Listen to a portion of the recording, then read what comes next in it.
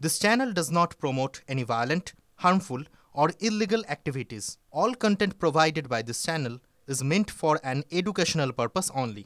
MDH chana mosla এখন ছোলা হোক বা বরবটি দানা, সাদা চানা হোক বা কালো, সব রান্নাই হবে অসাধারণ। নবান্ন অভিযানে পুলিশকে কটূক্তি, বিজেপি বিধায়ককে তলব। নিউ মার্কেট থানায় বিজেপি বিধায়ক অশোক দিন্দাকে তলব পুলিশের। 17 আগস্ট অশোক দিন্দাকে হাজিরা দেওয়ার নির্দেশ। কেন পুলিশকে কটূক্তি জানতে চায় পুলিশ। তৃণমূলে বাঙালি অস্মিতায় শান। শিলিগুড়ি নকশালবাড়ি দোকানে বাংলায় নামকরণের নির্দেশ শিলিগুড়ি পুরসভার। এক ধাপ এগিয়ে বাড়ির নাম ফলক বাংলায় লিখলেন মেয়র গৌতম দেব। পুরসভার কাজকর্মেও বাংলার ব্যবহার বাড়ানোর নির্দেশ। মহালয়ার মধ্যে সব দোকানের সাইনবোর্ড বাংলায় লিখতে হবে জানিয়ে শিলিগুড়িতে রাজনৈতিক চাপানোতর। সিপিএম কর্মী সমর্থকদের বাড়ি লক্ষ্য করে বোমাবাজি, অভিযোগ তৃণমূল আশ্রিত দুষ্কৃতীদের বিরুদ্ধে। নদিয়ার চাপড়ার বেদবেরিয়ার ঘটনায় এখনো এলাকায় পড়ে রয়েছে বোমার অংশ। বেশ কয়েক বছর আগে স্কুল নির্বাচনকে কেন্দ্র করে অগ্নিগর্ভ হয়ে ওঠে এলাকা। কুপিয়ে খুন করা হয়েছিল আসাদুল শেখ নামে এক সিপিএম কর্মীকে। ফের আক্রান্ত কর্মীরা। প্রধানমন্ত্রীর সঙ্গে কল্যাণ বন্দ্যোপাধ্যায়ের ছবি সামনে আসার পর থেকে শোরগোল। এবার সেটিং পোস্টার ঘিরে শোরগোল। উত্তরপাড়া জুড়ে পড়ল সেটিং লেখা পোস্টার। কি বা কারা এই পোস্টার দিল তা এখনো স্পষ্ট নয়। কাল দিল্লিতে বিরোধীদের এসআইআর আন্দোলনে না থাকলেও সাংসদদের জন্য ফ্ল্যাট উদ্বোধনের অনুষ্ঠানে ছিলেন কল্যাণ। প্রধানমন্ত্রীর সঙ্গে ছবিও তোলেন তিনি। সিপিএমের প্রয়াত সাংসদের মূর্তি উন্মোচন করলেন তৃণমূল বিধায়ক। হুগলির প্রাক্তন সাংসদ রূপচাঁদ পালের মূর্তি উদ্বোধন তৃণমূল বিধায়ক অসিত মজুমদারের। চুঁচুড়ায় Hooghly engineering and technology college প্রতিষ্ঠা করেছিলেন হুগলির প্রাক্তন সাংসদ রূপচাঁদ পাল। 21 বছরে পা দিল এই শিক্ষা প্রতিষ্ঠান। সেই উপলক্ষে প্রাক্তন সাংসদের আবক্ষ মূর্তি বসানো হয়। সেই মূর্তির উদ্বোধন করেন চুঁচুড়ার তৃণমূল বিধায়ক। অনির্বাণ, একদিন অতিবৃষ্টির সময় আমরা রাজ্যের বিভিন্ন প্রান্তে এমন ছবি বেশ কিছু দেখেছি যেটা রীতিমতো ভয় করার মতো। মানে আরও একটা ছবি দেখাবো যেটা দেখলেই না বুকের ভিতরটা ছ্যাদ করে উঠবে। বাড়ি ঘর সব ভেসে যাচ্ছে জলের তোরে। সর্বগ্রাসী গঙ্গা গিলে ফেলছে সব কিছু। আর অসহায় মানুষ দাঁড়িয়ে দাঁড়িয়ে দেখছে, চোখে জল ফেলছে। সাবধান নেই, কিভাবে পরিত্রাণ মিলবে সেই প্রশ্নের উত্তর মানুষ খুঁজছে।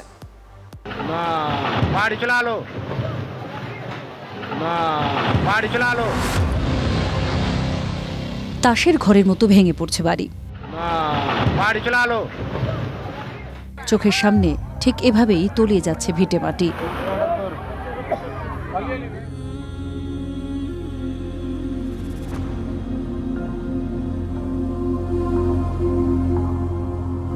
মুর্শিদাবাদের শামসেরগঞ্জে বিঘের পর বিঘে জমি গিলে খাচ্ছে গঙ্গা।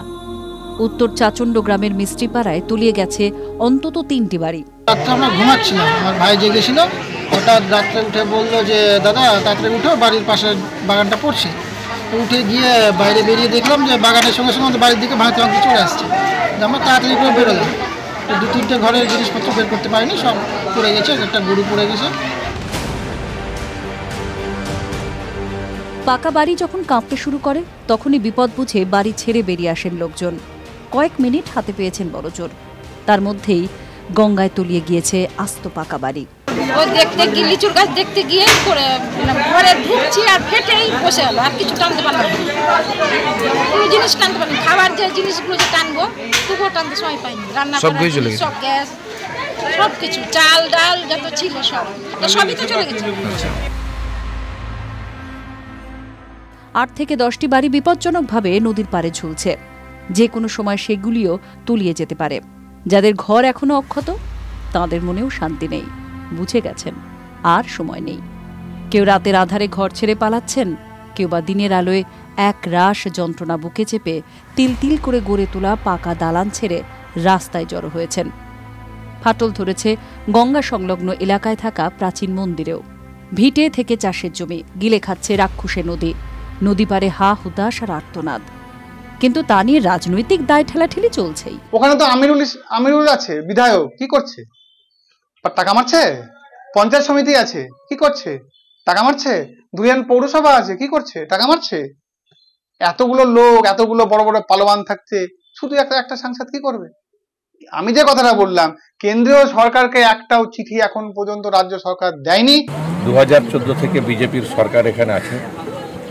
তারা কিন্তু কোনো রকম একটা পয়সা অর্থ সাহায্য করছে না, এবং এটা 120 কিলোমিটার এলাকা ছিল, সেটাকে কমিয়ে 19 কিলোমিটারের মধ্যে সীমাবদ্ধ রেখেছে, এবং সেই 19 কিলোমিটারেও কিন্তু কেন্দ্রের বিজেপি সরকার কোনো রকম কাজ করছে না। মানুষকে সুবিধা দেওয়ার ক্ষেত্রে, মানুষের নিরাপত্তা দেওয়ার ক্ষেত্রে যখনই ব্যর্থ হয় তখনই আঙুলগুলো কেন্দ্রের দিকে তোলে। নেতারা ওর দিকে আঙুল তুলে যাবেন, আর তার ফাঁকে এভাবেই নদী সব গিলে ফেলবে। এটাই কি নদী পাড়ের বাসিন্দাদের 12 মাসা হয়ে থাকবে? এভাবে আর কতদিন? প্রশ্ন সর্বহারাদের। কৌশিক ঘোষের রিপোর্ট, TV9 বাংলা। ভয় পড়ার না হওয়ার নয়, ভয় সাপ খোপের, চর্মরোগের। বনগাঁর কালীতলা বিশ্ববন্ধু শিক্ষা নিকেতনের পড়ুয়াদের মধ্যে স্কুলে আসাটা যেন এখন আতঙ্কে পরিণত হয়েছে। কেন বলছি? ছবিটা দেখুন।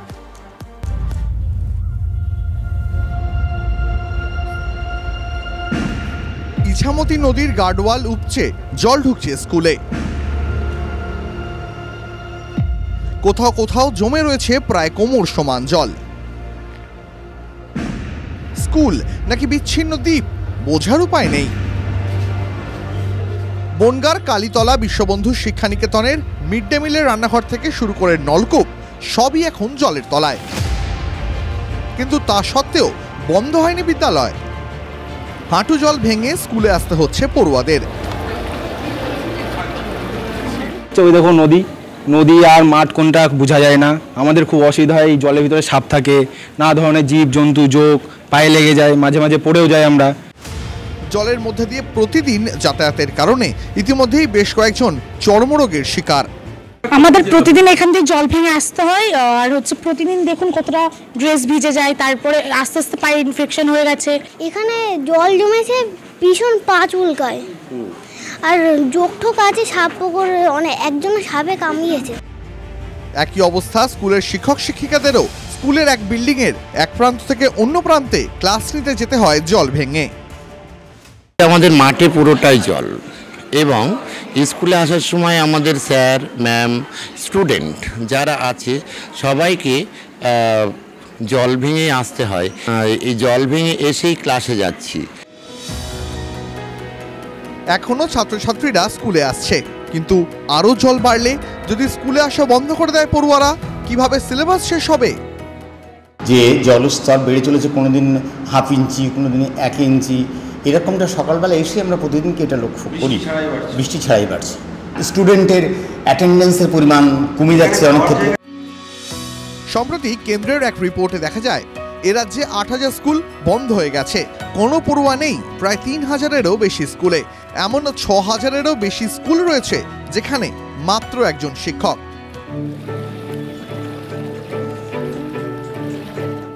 এই অবস্থায় যে কটা স্কুল চলছে সেখানেও যদি ছবিটা এরকম হয়, তাহলে মৌলিক অধিকার শিক্ষা তো দূরস্থ। দীপঙ্কর দাসের রিপোর্ট, TV9 বাংলা।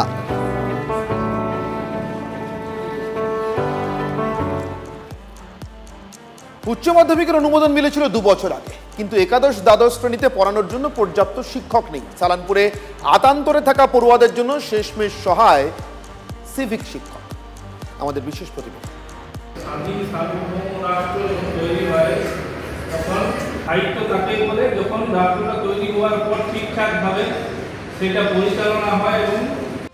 স্বাধীনতা দিবস আসছে, যে স্বাধীনতার অন্যতম স্বপ্ন ছিল সকলের জন্য শিক্ষা। স্বাধীন সার্বভৌম রাষ্ট্রের মেরুদণ্ড নির্মাণ করে শিক্ষা, কিন্তু এই এআই এর যুগে বাংলা শিক্ষা ব্যবস্থাটাই কি শিকলবন্দি? আসানসোলের সালানপুরে কল্যাণেশ্বরী হাই স্কুলের পরিস্থিতি দেখে এই প্রশ্নটা জোরালোভাবে উঠছে। মেধার জোরে যে স্কুল উচ্চ মাধ্যমিক স্তরে পড়ানোর অনুমোদন পেয়েছিল, সেখানে এখন পর্যাপ্ত শিক্ষকের অভাব। স্বেচ্ছাশ্রম দিয়ে ক্লাস করাচ্ছেন গ্রামের শিক্ষিত তরুণ তরুণীরা। বিরোধীরা কটাক্ষ করে বলছে, এবার তবে স্কুলে সিভিক শিক্ষক নিয়োগ করুক সরকার। গ্রামের ছেলে মেয়েদের জন্য কিছু কন্ট্রিবিউট করতে পারি পড়াশোনার ক্ষেত্রে, তাহলে সেটা ভালো হবে। সেই সব ভেবেই আমি এখানে পড়ানোর জন্য যুক্ত হয়েছি। 2023 উচ্চ মাধ্যমিকে অনুমোদন পায় কল্যাণেশ্বরী হাই স্কুল। কিন্তু কলা বিভাগের শিক্ষক না থাকায় গত বছরও পঠন পাঠন শুরু করা যায়নি। তাই এবার একাদশ শ্রেণীতে 40 জন পড়ুয়া ভর্তি হওয়ার পরে স্থানীয় 3 শিক্ষিত তরুণ তরুণীকে ক্লাস নেওয়ার দায়িত্ব দেওয়া হয়েছে। টিচারের অভাবের জন্য ওনারা এসেছেন, হেল্প করছেন, তাতে আমাদের অনেকটাই সুবিধা হয়েছে। ছেলে মেয়েদের সুরক্ষার কথা ভেবে দূরের স্কুলে পাঠাতে চান না গ্রামবাসীরা। আমরা তো গরিব শরীর মানুষ, এত বাস ভাড়া আরে কোথায় পাবো বাইরে পাঠাইতে। আমাদেরও মন হয় যে মেয়েরা স্কুল গেছে সুরক্ষিত ঘর আসবে। অর্ধ শতাব্দী পেরোনো কল্যাণেশ্বরী মাধ্যমিক স্কুলে পড়ুয়ার সংখ্যা 800, শিক্ষক শিক্ষিকা 20 জন। পূর্ণ সময়ের জন্য শিক্ষক নিয়োগ না করলে সুষ্ঠু পঠন পাঠন অসম্ভব। সমস্ত সিভিকের মাধ্যমে চালাচ্ছে, তো আমি এইটাও ধরে নেব যে এই সমস্ত টিচারের ক্ষেত্রেও সিভিক টিচার নিয়োগ করার একটা পরিকল্পনা সরকারের আছে। সমালোচনা তখনই হয় যখন কাজটা ভালো হয়। সরকারের নিয়ম আছে, সরকার তো নিশ্চিতভাবে দেখবে। ডাক্তার নেই, ডাক্তার দেবে কোথার থেকে? টিচারদের এখন ঝামেলা চলছে, টিচার দেবে কোথার থেকে? বাংলা মাধ্যম স্কুলে দৈন্য দশা, ছাত্র শিক্ষক অনুপাতে চরম বৈষম্য, শিক্ষক নিয়োগ দুর্নীতি, 26,000 চাকরি চলে যাওয়া, এই সমস্ত কিছু ধাক্কায় বিদ্যাসাগর, রামমোহন, রবীন্দ্রনাথের বাংলায় শিক্ষা ব্যবস্থা আরও কোণঠাসা। আসানসোল থেকে চন্দ্রশেখর চট্টোপাধ্যায়ের রিপোর্ট, TV9 বাংলা।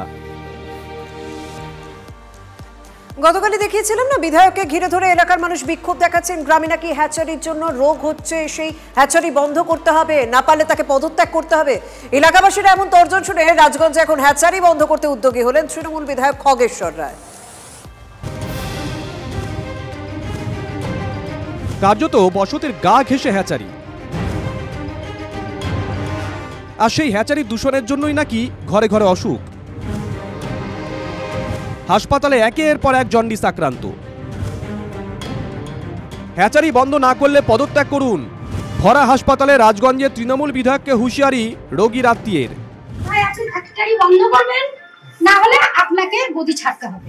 নিজের এলাকার বাসিন্দার এমন তর্জনে অপ্রস্তুত হয়ে পড়েন রাজগঞ্জের 4 বারের বিধায়ক। বিড়ম্বনার মুখে তার স্বীকারোক্তি স্থানীয়দের খুব সঙ্গত। সমস্ত পাবলিক অ্যাকাউন্ট, আর পাবলিক থাকলে কিন্তু কোনো মন্ত্রী বলেন নেতা বলেন কেউ পারবে না পাবলিকের সঙ্গে। আর ক্ষোভের আগ্নেয়গিরির সামনে পড়ে হ্যাচারি নিয়ে এলাকাবাসীর সুর মিলে গেল বিধায়কের গলায়। আমিও চাই না যে হ্যাচারিটা এখানে থাক। ডিএম ম্যাডামকে কথা বলবো, আইনানুক যেটা হবে সেটা ব্যবস্থা করা হবে। জলপাইগুড়ি রাজগঞ্জে চাকরমারি গ্রামে ইতিমধ্যেই জন্ডিস আক্রান্তে একজনের মৃত্যু হয়েছে। এলাকাবাসীর দাবি গন্ডগোলের মূলে এই হ্যাচারি। এই হ্যাচারির জন্য জন্ডিস হচ্ছে, জ্বর হচ্ছে, মাথা ব্যথা হচ্ছে। ওই ফার্মের গ্যাসে মানুষ অতিষ্ঠ। মানুষ মারা ফ্যাক্টরি আমরা চাই না। রোগ যে মাছি থেকে ছড়াচ্ছে তা নিয়ে নিশ্চিত ব্লক স্বাস্থ্য আধিকারিক। এরই মধ্যে বিধায়কের দাবি রাজগঞ্জের 8টি গ্রামের প্রায় 1000 জন জন্ডিস আক্রান্ত। কেন সেই সমস্যার সমাধান করার তার কোনো রকম চিন্তা নেই, কারণ তিনি এলাকা নিয়ে চিন্তাই করেন না। ছাপ্পা দিয়ে ভোটে জিতে আছেন। তো সত্যি কি হ্যাচারি থেকে জন্ডিস ছড়াচ্ছে? বিতর্কিত হ্যাচারির নমুনা সংগ্রহ করে বেলগাছে ল্যাবে পাঠিয়েছে প্রাণী সম্পদ দপ্তর। যদি কোনো প্রুভ হয় যে এখান থেকে এই রোগটা ছড়াচ্ছে, সেটা আমাদের সায়েন্টিফিক প্রুফ দিতে হবে। 200 লোক কাজ করছে, 200 লোকের মধ্যে একজনের কোনো সিমটম নেই। যদি হয় তাহলে সর্বপ্রথম আমাদের হবে। হ্যাচারি থাকলে বিধায়ক থাকবে না, খাসতালুকে এই চ্যালেঞ্জের মুখে খগেশ্বর। ভোটের আগে রাজগঞ্জের কেস, সত্যি জন্ডিস? জলপাইগুড়ি থেকে নীলেশ্বর সান্যালের রিপোর্ট, TV9 বাংলা।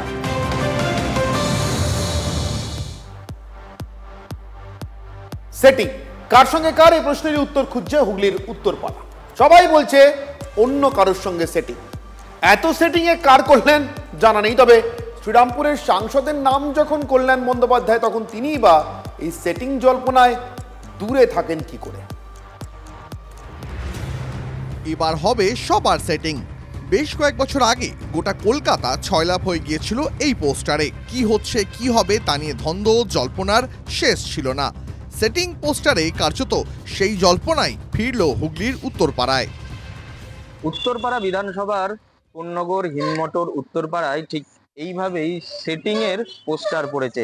আর সকাল থেকেই এই পোস্টার দেখা যাচ্ছে উত্তরপাড়া বিধানসভার বিভিন্ন এলাকায়, কিন্তু কে বা কারা এই পোস্টার দিয়েছে তা কিন্তু এখনো স্পষ্ট নয়। তবে চিটফান্ড থেকে শুরু করে কয়লা বলুন, নারদ বলুন, গরু পাচার বলুন, রেশন বলুন, এই যে আরজি করে বিজেপি তৃণমূলের সেটিং এর মধ্যে দিয়েই এই দুর্নীতিগ্রস্ত যারা, তাদের শাস্তিকে সুনিশ্চিত করা যাচ্ছে না। সিপিএম এর দাবি সেটিং আসলে তৃণমূল আর বিজেপির মধ্যে। এই ব্যাপারে বরাবর তারা বেশ কিছু যুক্তি খাড়া করে এসেছে। এক ধাপ এগিয়ে রাজ্যের শাসক দলের সঙ্গে বামেদের সেটিং এর তত্ত্ব খাড়া করছে গেরুয়া ব্রিগেড। সেটিং বলে এ রাজ্যের বিরোধী শক্তির মধ্যে ভাঙন ধরিয়ে বা সাধারণ মানুষকে বিভ্রান্ত করে তৃণমূলের সুযোগ করে দিচ্ছে সিপিএম। আজকে দিনের আলোর মতো সেটা পরিষ্কার। তবে কারো কারো প্রশ্ন, এর মধ্যেই শাসক দলের অন্দরে সাম্প্রতিক টানাপোড়েনের অঙ্ক লুকিয়ে নেই তো? সবারই জানা, শ্রীরামপুরের তৃণমূল সাংসদ কল্যাণ বন্দ্যোপাধ্যায়কে সম্প্রতি লোকসভার মুখ্য সচেতক পদ থেকে সরিয়েছে দলীয় নেতৃত্ব। দলীয় সাংসদ সতীর্থ মহুয়া মৈত্রের সঙ্গে তার মধুর সম্পর্কের কথাও কারো অজানা নয়। এরই মধ্যে সোমবার দিল্লিতে ভোট চুরির অভিযোগে বিরোধীদের নির্বাচন কমিশন অভিযানে কল্যাণ গোয়ার হাজির ছিলেন। সেই সময় তিনি ছিলেন বাবা খড়গ সিং মার্গে সাংসদদের জন্য নবনির্মিত আবাসন উদ্বোধনের অনুষ্ঠানে, যার পৌরোহিত্য করেন খোদ প্রধানমন্ত্রী। ঠিক এই মোক্ষম সময় সেটিং পোস্টারে রীতিমতন আলোড়ন হুগলি জেলায়। সেটিং যদি কারোর ভালো থাকে সেটা হচ্ছে বিজেপির সাথে সিপিএম এর সেটিং, কারণ এই সেটিং একটা মারাত্মক সেটিং। এই পোস্টার কে ফেলেছে, কারা ফেলেছে, এ বিষয়ে আমরা কেউ কিছুই জানি না। দিল্লিতে বিরোধী দলের কমিশন অভিযানে কেন অনুপস্থিত ছিলেন, সমাজ মাধ্যমে তার ব্যাখ্যা দিয়েছেন শ্রীরামপুরের 4 বারের সাংসদ। লিখেছেন, তিনি 2014 থেকে সংসদীয় ভবন কমিটির সদস্য। সেই সূত্রেই সোমবার সকাল 10টায় উদ্বোধনী অনুষ্ঠানে ছিলেন। এরপর 10:30টায় সুপ্রিম কোর্টে যান। এসআইআর এর চ্যালেঞ্জ করে তৃণমূলের তরফে করা মামলায় সওয়াল করেন। দ্বিতীয় মামলা ছিল ওবিসি সংক্রান্ত। পরপর শুনানি ছিল, তাই নির্বাচন কমিশনের সামনে ধর্নায় অনুপস্থিত ছিলেন। এই কথা লেখার সঙ্গেই ফের একবার মমতা বন্দ্যোপাধ্যায়ের প্রতি আনুগত্য প্রকাশ করেন কল্যাণ। তাই শেষ পর্যন্ত সেটিংয়ের টিজার ক্যাম্পেইন কিসের জন্য, সে রহস্যই রয়ে গেছে। হুগলি থেকে আশিক ইনসানের রিপোর্ট, TV9 বাংলা। যদি MDH কিচেন কিং কিচেনে থাকে তো আমরা যা ইচ্ছে তৈরি করতে পারি। বেগুনের ভর্তা, আলু কপি, ভিন্ডি মশলা, আরো অনেক কিছু। MDH